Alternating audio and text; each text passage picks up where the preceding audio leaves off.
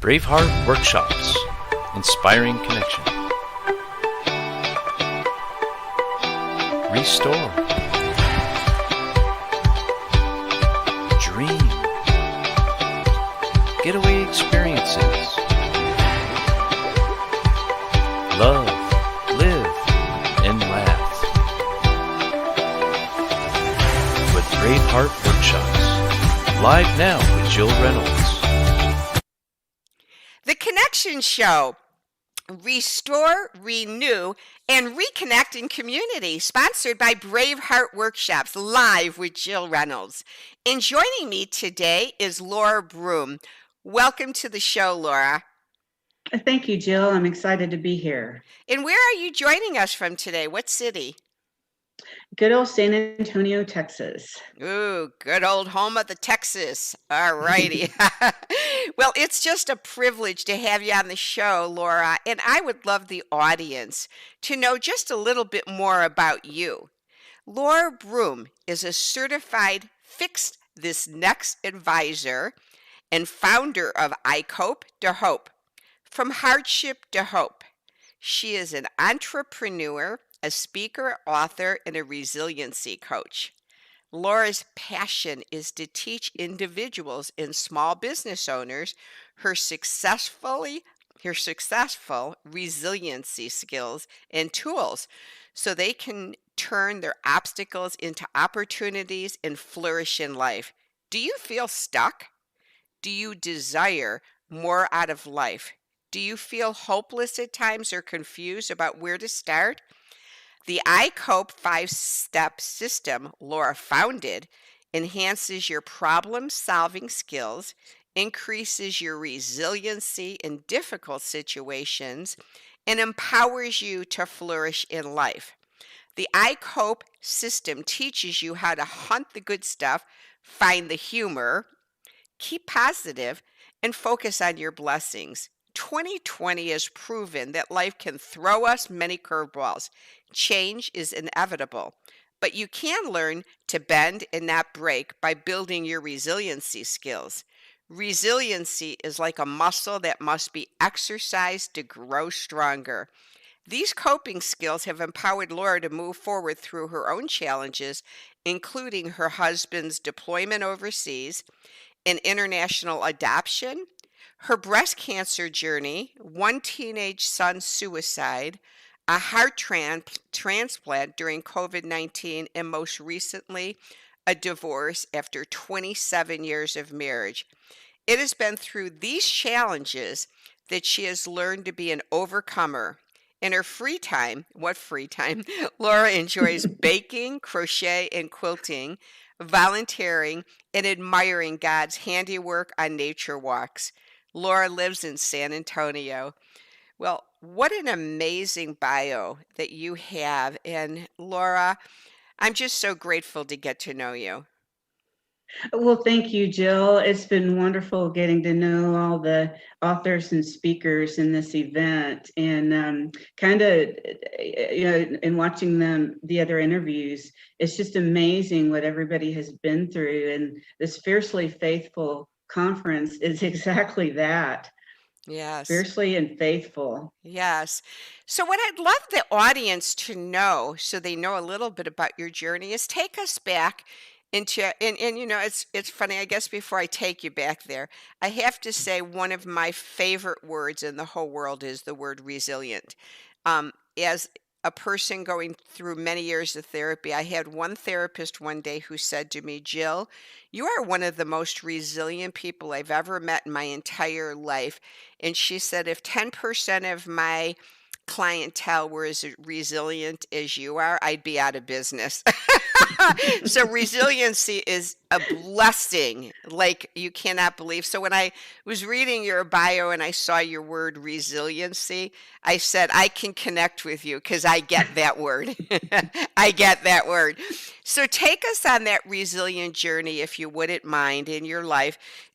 Take us back, as far back as you want, to what it was like maybe growing up, and then how you got involved with some of these circumstances of overcoming, if you wouldn't mind taking us on a journey.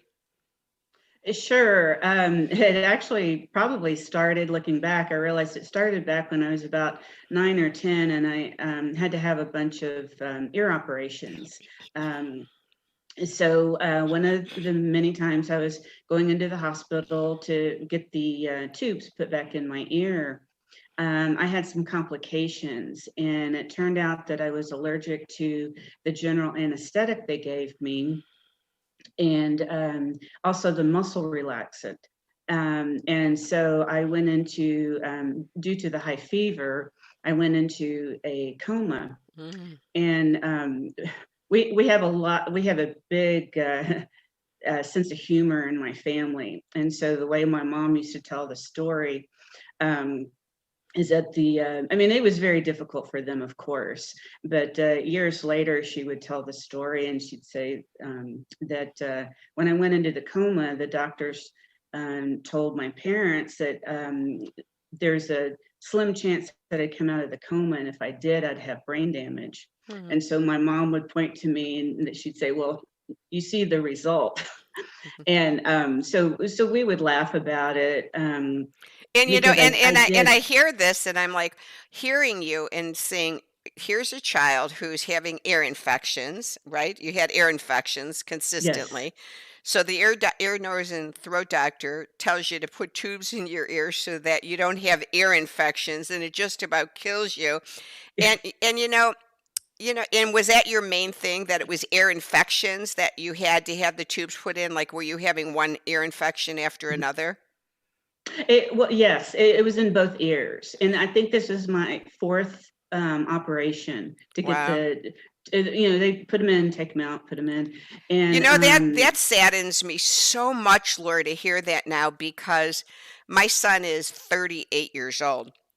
And when he was little, he from I'm saying, like, very little, like young, all the way up until he was, let me think, if he was about 5 years old, somewhere around there.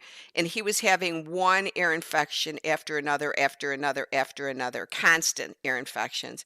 And so again, like you, the ear, nose, and throat doctor said, "Oh, we got to put tubes in." And I was talking to a girlfriend of mine, sharing this with her, and she said, Jill, I read in Prevention Magazine that osteopathic treatments really help ear infections. So I went to see Dr. Paul Dunn in Oak Park, Illinois, who is a renowned not John Barnes. What's his name? I can't think of the founder of this typical. Dr. Jellis's technique of working on the cranial bone, and how that cured ear infections. And so I went to see him, and it was funny. A friend of mine who's a chiropractor, I asked him if he'd come with me. So he did, and he watched what Dr. Dunn did, and he said he's doing this one cranial adjustment, Jill, that I think I could do very easily on Jeremy. So Dr. Dunn did one work on him, and then Dr. Pusateri did about five more treatments, and then we went in to see the ear, nose, and throat doctor pre-surgery, and he looked and he said, "I don't know what's going on, but his ears are completely fine and he doesn't need the surgery now." And I told him what Wow. we had done. And he said, "I'm not sure if I believe in that, Eastern chiropractic," but he goes, "I can tell you he doesn't need the tubes." And he never, ever again, Laura, had one more ear infection the rest of his life.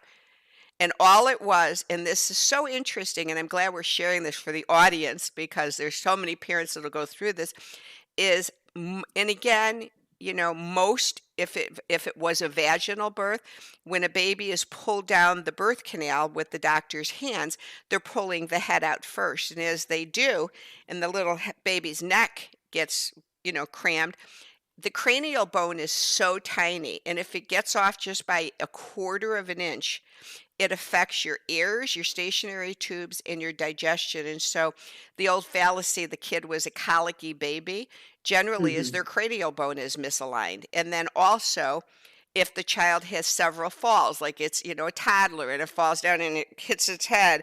I remember he creeped on his bed one day and he fell off and his head lodged down like this. So again, the cranial bone got lodged. So as soon as the cranial bone aligned, No more ear problems. But anyway, let's go Wow, back. I wish I had I Yeah, wish I had known I that. know. But And and that's why I yeah. shared this, because if there are parents out there, find a doctor that does cranial sacral work on the cranial bone, because it happens to so many kids when it's coming through birth, the birth canal. But anyway, so let's go That's on. really good. Yeah, so here you are, this little girl who's got all of these health issues at a very young age and really almost dies because you're in a coma. So now take us Mhm. through this.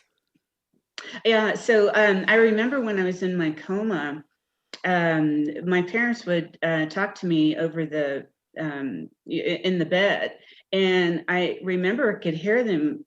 I don't remember exactly what they said now, but I could hear them talking to me, and I was trying to let them know I'm okay. I can hear you. It's like I was in a box, and I could think. I just couldn't communicate, and I was trying so hard to blink my eyes or move my fingers, and I couldn't. But I just wanted to let them know I was okay. Everything's fine. I just have to come out of this. And so I did. And I didn't have any brain damage. I had that tested. Though now sometimes I do use it in addition to being blonde. But no, I didn't. I had some muscle issues I had to work out because my muscles had contracted, but never had really any problems after that. And I have an identical twin sister, Lucy. She didn't have the ear problems, but I do have a hole in my eardrum that can't be fixed. It's too big to be fixed. And so, but I do have a hearing loss in my left ear, but I don't. Wore a hearing aid for a while, but it made my ear itch if I wore it too long. So I don't wear a hearing device, and don't And really how have long too were much you, Laura? How problems. long were you in the coma, Laura?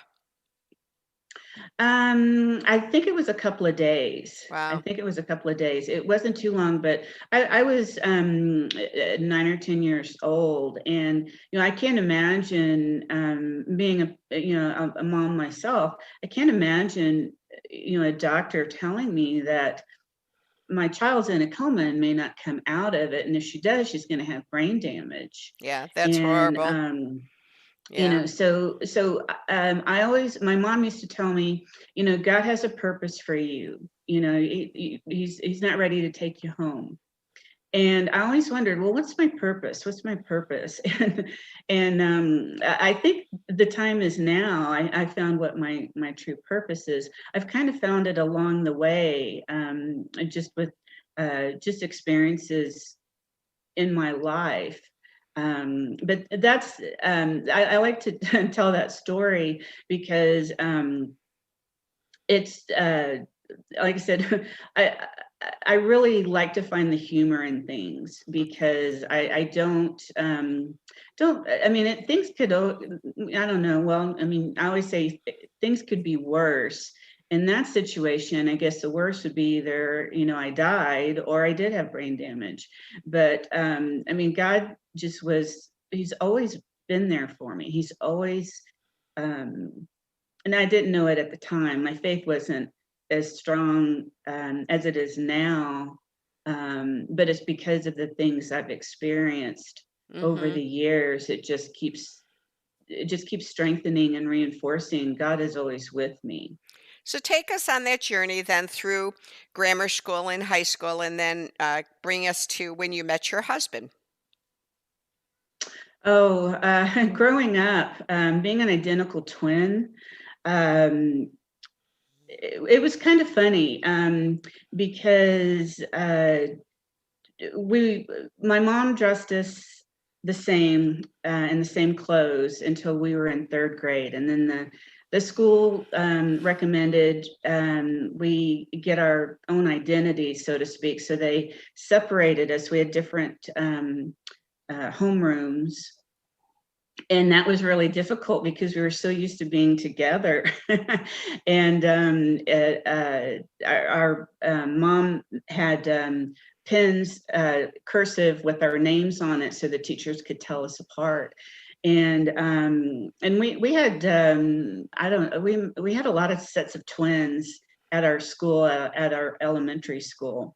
And to my sister and I, we looked a lot like sisters, but we didn't think we looked identical. And so when we'd be out in public, it did kind of bother me because people would stare like we had a third head. And I was talking to my sister recently and saying, I think that's why I don't like being the center of attention, is because I always felt like something was wrong with me when people would stare at us. And my sister said, oh, I don't recall that. I don't remember feeling that way. And I thought, well, I two different perspectives for the same situation, and Yeah, they're never the same. You can talk in a family of origin and say, "Do you remember when this happened?" And the other sibling goes, "That didn't happen." And it was like, "Yes, it did." It's like it's the same thing with, yeah, mhm. it's just the perspective of how we all interpret it and stuff. But I think that's a great idea, though, the teachers having you separated like that and having different clothing, because one of my neighbors had identical twins, and I could never tell them apart. And it was so funny because they were they lived in Chicago but originally Wisconsin. So the whole entire family were all Green Bay Packer fans, and the one twin became a Chicago Bears fan. So the only way you could tell the kids apart is the one child who was the twin that was the Bears fan. They all the twins wore football jerseys to school every day. One was the Green Bay Packer and one was the Bears, and that's the only way you knew who was who. Other than Well, that, you never could tell. I know, and that's true, because in high school, we there was a set of twin boys. Well, I shouldn't say boys in high school, but I seriously, they dressed exactly the same, even through up until they graduated high school, and I could never tell them apart. Yeah, I just couldn't. But yeah. usually with twins, you can find something. With my sister and I, it's mostly our eyes. Well, and now obviously it's our hair. She wears her hair short, and I used to do that, but after the cancer, my hair grew back straight, and so I couldn't wear it short. I lost the wave in my hair, so I just grew my hair Yeah. long. So take us on the journey then of you met your husband, and how did that happen? And take us on that little part of your story of him being That in the was service. funny. That was a funny story, because this was back in the early 90s. And all my friends had been married, and they are already starting to have their families. And so I would have, somebody would always try to set me up on a blind date, and they'd be disastrous. And I said, the only way I'm ever going to meet my husband is if God drops him on my front door. And so I was working with a young lady, and she was single too, and her mom had heard of a Christian dating service. Now this was, computers weren't that popular back then, so this was still the old-fashioned way of matching you up on paper, extensive questionnaires. And so she told me, my friend said, Laura, will you do this with me? And I laughed and I said, sure. I said, because they won't match me with anybody. And, you're guaranteed 3 dates or your money back. So I said, I got nothing to lose. I'll just have fun with it. Well, I mailed it on a Monday. On Wednesday, they called me, and the agency called, and they were so excited because they said, my gosh, we haven't had a match like this in such a long time. And so she read me, it was like you described yourself and then described the person that you were looking for. And we were just an exact match, and so they said, can we give him your phone number? And so I said, yes. So by that evening, they they they called and given him my number, and then we talked for about 2 hours, at least 2 hours. So it was just really exciting that we had a lot of things in common. And our first date was shortly after that, and a couple of days later, and we called it our marathon first date. And because I think we met for an early dinner, and then we went to a catfish festival that was close by, and then we went and saw a movie afterwards. So and then and that's pretty much how we met. And unfortunately, my girlfriend from work that got had me do it with her, she went on a couple of dates, but wasn't as fortunate as I was. So how But long did you guys date then before you got married? oh, 13 months. Okay. Okay. 13 months. It was a pretty short time. So when did he join the military then? You got married and then you said he had gotten deployed. How Mhm. long into your marriage was it before he got into the service and deployment? He was already in the military. He was in the reserves. He had been active before we met, but he was in reserves. And 3 months after we got married, he got deployed to Haiti for 3 months. That was in '94. Mhm. And I could handle the deployments because I was 30 when we got married, so I was pretty independent, and I could handle the deployments. And my thoughts were, I needed to make sure he was comfortable with me taking care of everything at home so he could concentrate on the mission Mhm. and stay safe, and accomplish the mission and come home safely. So so that's kind of how it was up until we had our son. And then how many children naturally did you have? I had one, You had one son, Justin. Justin, and then you adopted? Yes, after I had Justin, I miscarried 4 times. Mm. And so in the last 2 times, it was right around the 8 to 10 week period. Couldn't figure out what it was, what was causing the baby to terminate.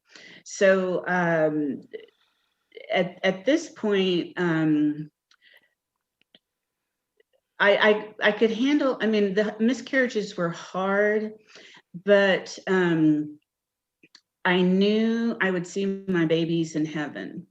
And so that's, I guess, when I really started showing my resiliency skills, but I didn't realize it at the time. But my mother had died uh, right before the grandkids started coming along. In fact, my sister was 4 months pregnant when our mom died. She unexpectedly died of a massive heart attack when she was Mm. 60 years old. Wow, that's young. And yeah, it is. Um, and it just, I mean, she was the glue to our family. So it was really hard for all of us.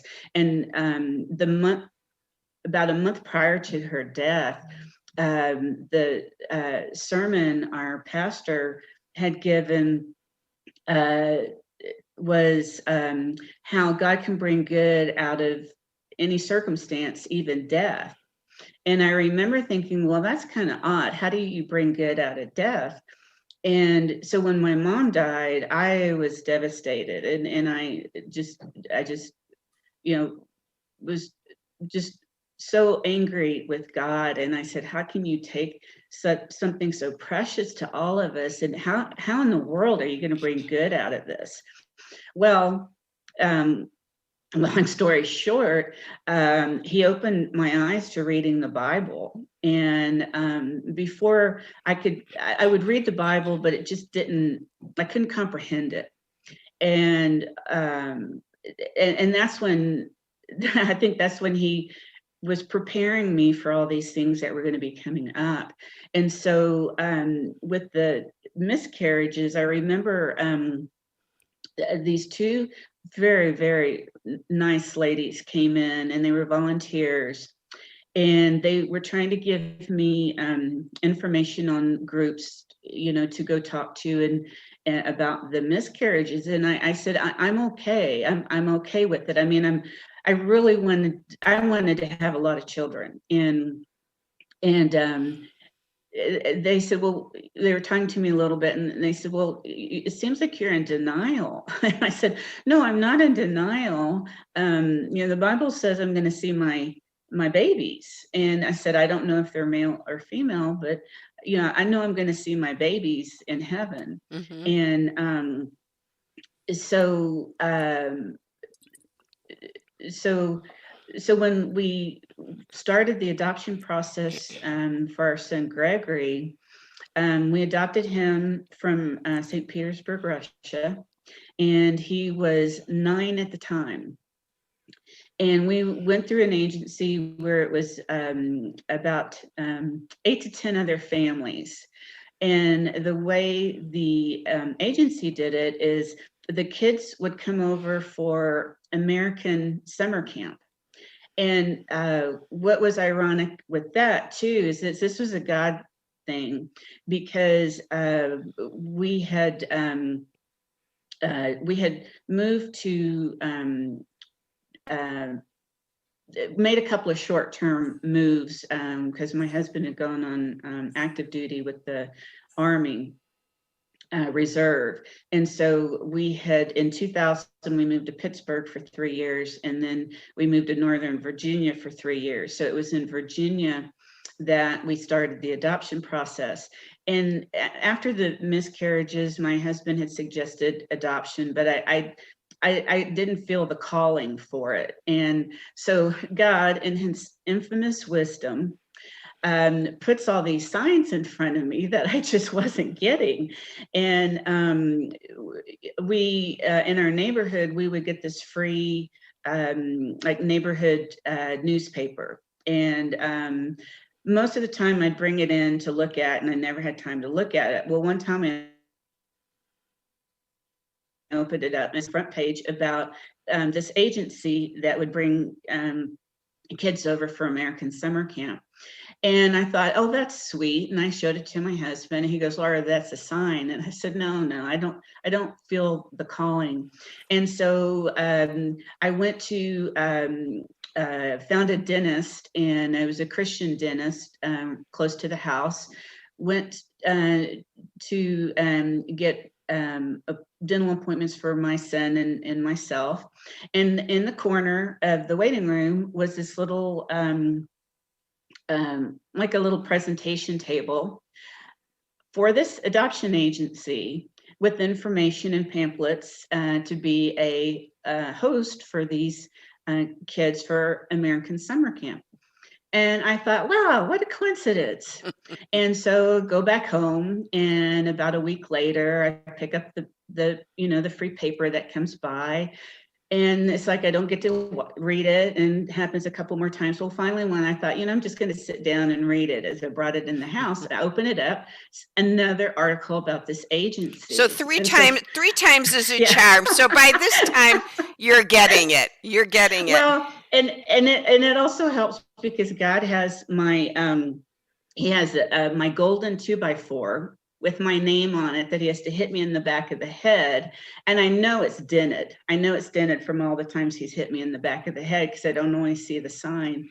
Now, and, so when this takes place, how old is Justin at this time?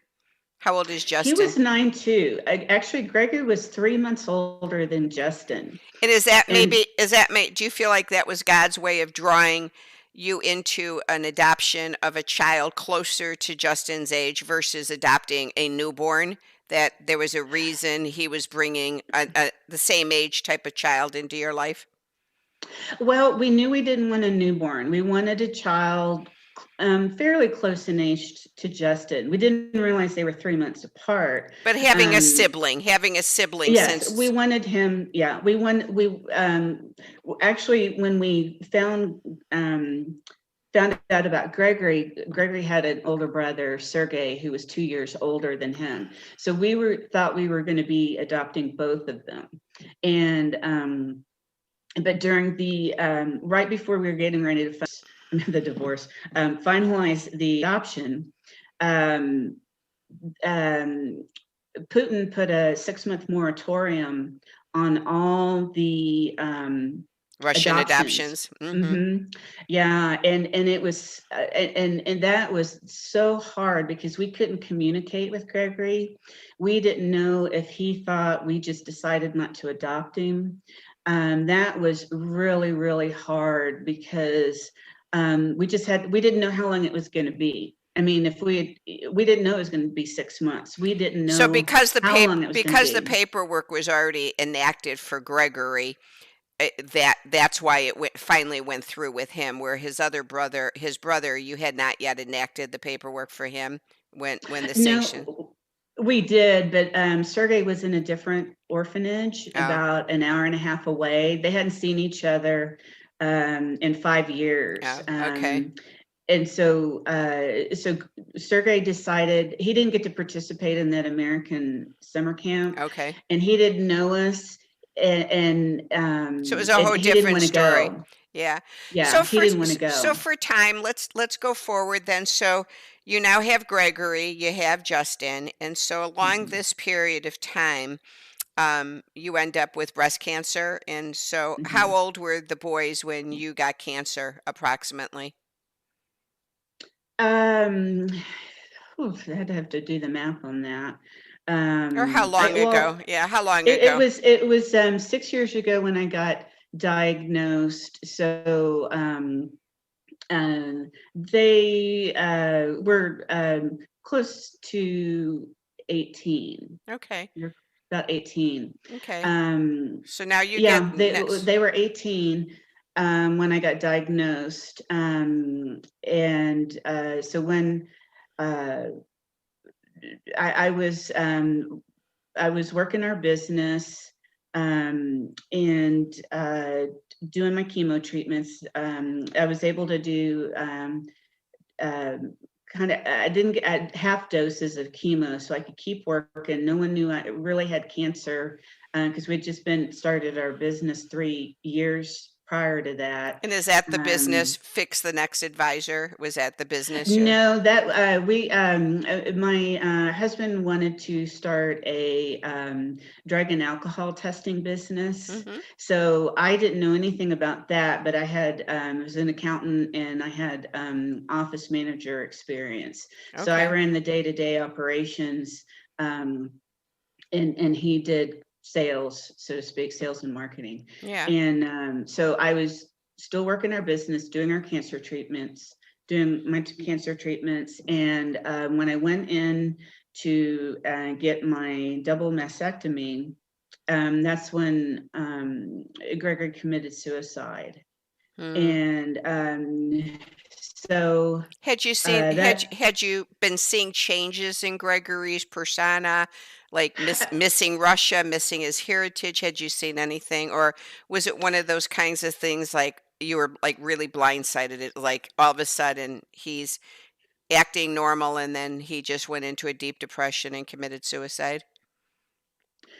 yes and no. It's a it was really looking back. I did see some changes. He is he started hanging around some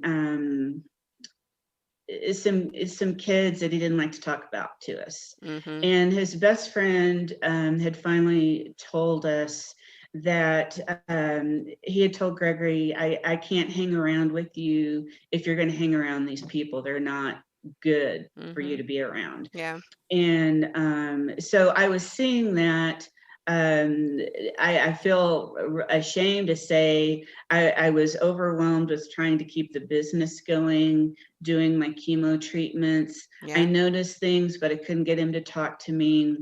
Yeah. And Well, and and you know, if he's 18, he's at that age too where you really can't make them. After 18, it's not like, when they're under 18, you can make them go to therapy. You can And once they become 18 and they're considered an adult, it's not like you can direct their lives and say we're making you go to therapy or we're making you do this. It's a whole different story after 18.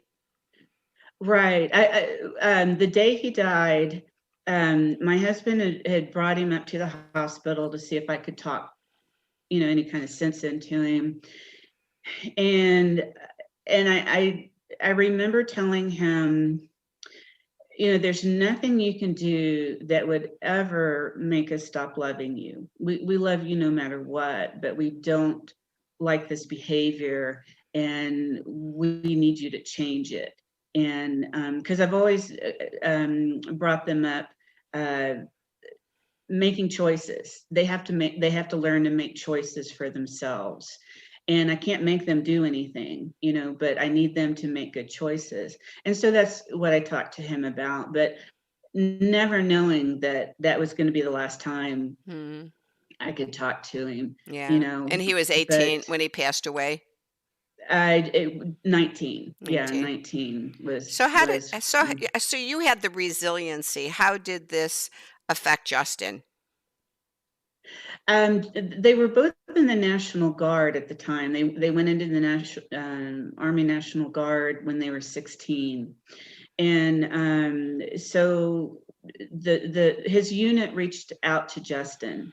So he talked to the chaplain there. He talked to our I don't know if he talked to our pastor or not, or I know our pastor came and visited me in the hospital, he and his wife, because they had experienced, their oldest son had committed suicide years ago. And then another pastor came to visit me. He was a former police officer that dealt with homicides and suicides. And so he talked to me, about that. And which was wonderful, because you start wondering, should I have said this, should I've done this, and you can't at that Mhm. point. You Yeah. have to accept it, and it's kind of like what I did with the miscarriages. I mean, I mourned the loss of Gregory. We had him 10 years. We had wonderful times together. It was just those last 3 months, I would say, he was struggling, Mhm. and there wasn't anything to do. But the joy and the hope that kept me going was knowing that I'm going to see him in heaven too. Yeah. And so I miss him. I love to tell stories about him. It brings me such joy. My husband struggled with it because, of course, he was there when Gregory took his last breath, Yeah. and so he had a hard time. Well, and they probably He it sounds struggles too with it. yeah, and they probably had stuff in common because they both, like you said, they joined the military like your husband, so they had the Mhm, commonality of the three guys all being military, and mhm. so yeah. So And my son Justin is pretty resilient too. So, mhm. I'm thankful for that. Yeah. So you're going through breast cancer, double mastectomy, Gregory commits suicide. And then, fast forward to, um, so what year was all that about? Do you recall, Laura, what year all that took place? Gregory's death? 2017. So 17, 18, 19. So Yeah. 3 years ago. And Mhm. so 3 years, then you're healing from your own health issues, trying to get your strength back with in remission with cancer. The family's trying to cope with the pain and loss of Gregory, and now COVID hits. Now on the midst of all this, COVID hits, and so COVID hits, and in the midst of this, you start having heart issues. Yes, I thought it was, it started after my chemo stopped. So, it kind of came and went. But I thought it was brought on by chemo, and actually it was congestive heart failure. And my sister has had congestive heart failure. She was diagnosed years before I was. And so our wonderful cardiologist said, this is pretty, coincidental that both of y'all have congestive heart failure. I want to send y'all to, a specialist to find out if it might be genetic. Sure enough, it turns out it is genetic. We have a marker that is the reason for it. It probably is what my mom died from, but we didn't know it at the time. Mm-hmm. And because her father had passed away, my grandfather had passed away from very similar symptoms to congestive heart failure. So, so the heart clinic that we go to, my sister and I go to, they were able to test our kids and our brother, so our I guess just to find out, and almost, there were a couple that were not positive. But it's just good to know, because because of what happened to me with my ear, my malignant hypothermia episode, everybody, family members, relatives too, have to mention that they're susceptible to that. But nowadays it's not as bad as it was when I had it. Yeah. Malignant hypothermia, but it's just another thing that we have to pass on to relatives, because well, we it's don't know good when you exactly where it have came when you from. kind of when you have that kind of a background. The genetic testing is so imperative. So at that point then in your life, then you're seeing the heart specialist, and is that when they determine that your congestive heart failure, or the genetics for that, could be life-threatening, and they decide to do a heart transplant where you needed an actual heart transplant then? Well, huh, actually, it was last December that our cardiologist sent us to the heart clinic.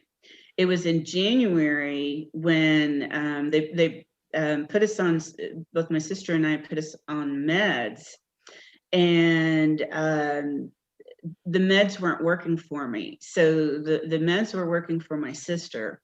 But so in March, no, it was later in January, they realized that they needed to work me up for a heart transplant. And so in February, no, I'm sorry, I'm getting my dates. February was when our dad died of in his sleep, we assume of a heart attack. So that in February, and then in March, we were just able to get his memorial service done before COVID shut everything down. Well, it was in March when I found out for sure that I was going to need a heart transplant. I didn't mention anything to my dad because I wanted to wait till the results of the test, because he had already gone through breast cancer with me, and I knew the heart transplant was going to really upset him, because he just feels helpless. How old was he at that time? He was 83 Okay. when he passed away. Mm-hmm. So I was kind of glad that I didn't have to tell him, because he wouldn't have been able to travel to San Antonio. He lives in Houston, wouldn't be able to travel to San Antonio. So in March, that's when I went on the transplant list. And April 20th is when I went into the hospital, and they didn't know how long it was going to take to find a heart, because of COVID, people weren't traveling. Mm-hmm. So it's just the percentage was real low on finding a heart for me. So I planned on being in the hospital for 4 to 6 weeks. And so I brought my work with me. I was working from the hospital bed, with my laptop. And then, I went in on April 20th. April 26th, they said, we have a heart. We're going to do your surgery. And I'm like, oh, wow, I wasn't expecting this. Let me tell my family, because I couldn't have any visitors because of COVID. And so I got my new heart April 26th. I came out of the anesthesia about, I think 2 days later. And they were getting kind of concerned because I wasn't coming out of the anesthesia. But I had a nurse tell me that because they had the breathing tube down me. And I remember at one point waking up, and I guess they had to restrain me because at some point, and I don't remember any of this, but at some point I was trying to pull that breathing tube out. And so the nurses were trying to hold me down. And another nurse came up to me like at the foot of my bed, and I almost kicked her in the chin. So I already had a reputation at that time that I wasn't a very good patient. Well, So yeah. So you're going through all this, and for time's sake here, so you have heart transplant in the middle of COVID, and then at what point from April to now, then did you and your husband make a decision to part ways? yes, I came home from the hospital on May 8th, Mother's Day weekend. I was so excited, going to be home for Mother's Day. And so we had a wonderful time celebrating. It was our son Justin came over because he was already out on his own. He came over, and my sister celebrated too because her kids couldn't come visit her from out of town because of COVID. And so we had a wonderful time, took pictures, and then 1 month later is when I found out that my husband was in a relationship. And it was a 2-year relationship about the time my heart issues started. So long story short, I decided that I didn't want to share my husband, so I filed for divorce. Mhm. And after we filed for divorce, we tried reconciling 2 months later, but I could tell he hadn't given up his girlfriend. And so I knew who she was. She knew who I was. I didn't know they were seeing each other at the time. He had hired her to help with his other 2 businesses, and she did some work for our business. Mhm. I realized that, after 27 years, I mourned the institution of marriage, and I mourned what my expectation of a husband was. And that might sound kind of weird, but that's what I mourn the most. We had problems. We had tried marriage counseling, but I knew I could walk away at this point knowing I had no regrets. I did everything that I could to try to make the marriage work, and I can't make somebody want to No. work the So marriage. So so with all of this, to me, the resiliency that you've had and the heartache, here you are getting healed from your congenital heart disease, which I'm one of those part of I think what God has showed me over the years is in my ministry and working with others is how to connect dots. I always like to, that's why I mhm, ask certain mhm. questions. I connect dots. And as you speak, just in closing here, because we're coming up to a hard hour, um, in closing, I love connecting the dots of how your heart was so broken from the loss of from being a little girl, being in a coma, connecting the dots of the loss of losing your mom, connecting the dots of 4 miscarriages, of breast cancer, losing Gregory. So you had such a broken heart already. And then in the midst of the broken hearts, God restores the broken hearts and gives you a new heart.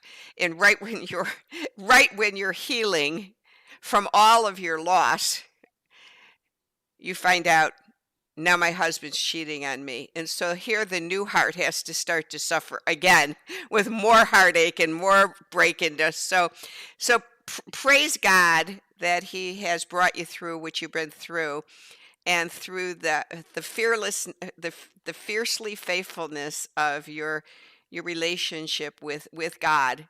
Pray that that heart doesn't have to go through as much heartache, where it can withstand what's ahead in the years to come.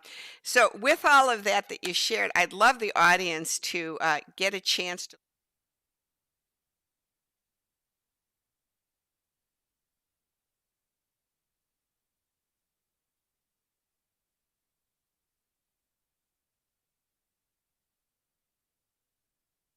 her.